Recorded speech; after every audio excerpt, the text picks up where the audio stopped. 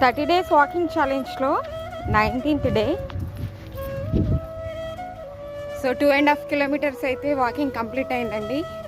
And weight loss జర్నీలో first అందరూ అడిగే డౌట్ ఏంటంటే ఎన్ని మంత్స్లో ఎన్ని కేజెస్ తగ్గారు, 1 monthలో ఎన్ని కేజెస్ తగ్గారని అడుగుతూ ఉంటారు.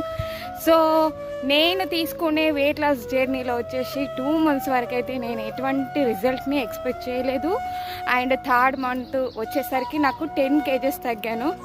సో ఎప్పుడైనా సరే ఈ వెయిట్ లాస్ జర్నీ ఎలాగుంటుందంటే లైఫ్ లాంగ్ కంటిన్యూషన్గా హెల్దీగా వెయిట్ లాస్ అవుతాము. సో ఇంటర్మీడియట్ ఫాస్టింగ్, ఎక్సర్సైజెస్, చిన్న యోగాలు అండ్ ఇలాగ ప్లాన్ చేసుకున్నాను నేనైతే. ఇంట్లో ఉన్న ఫుడ్డే తీసుకుంటూ.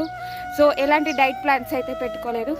సో డైట్ ప్లాన్స్ పెట్టుకుంటే ఏమవుతుందంటే ఆ డైట్ చేసేంత వరకు హెవీగా తగ్గుతాము. సో 1 monthలో 5 kgs తగ్గొచ్చు అండ్ 2 monthsలో 10 kgs తగ్గొచ్చు. ఇలా తగ్గుకుంటూ వెళ్తాము. కాకపోతే మన బాడీలో కూడా వాటర్ కంటెంట్ ఎక్కువగా ఉందా, ఫ్యాట్ ఎక్కువ ఉందా అనే దానిపైన కూడా డిపెండ్ అయి ఉంటుంది. సో ఎప్పుడైనా సరే వెయిట్ లాస్ జర్నీ స్టార్ట్ చేయాలనుకునేటోళ్ళు టార్గెట్ వచ్చేసి ఒక 6 months వరకు పెట్టుకోండి. సో రిజల్ట్ ఆటోమేటికల్గా వస్తుంది. ఒక సిస్టమేటిక్గా చేయండి, లైఫ్ స్టైల్ని చేంజ్ చేసుకోండి. సో మంచి ఫుడ్ తీసుకోండి. ఇలా చేస్తే తప్పకుండా వెయిట్ లాస్ అవుతారు. లైఫ్ లాంగ్ వెయిట్ గెయిన్ అవ్వకుండా ఉంటారు. సో నా వెయిట్ లాస్ జర్నీ అయితే ఇలా స్టార్ట్ చేసుకున్నాను. ఇలాగే కంటిన్యూషన్ అవుతుంది. సో ఇంకేమైనా డౌట్స్ ఉంటే కామెంట్ బాక్స్లో అడగండి. Thank you.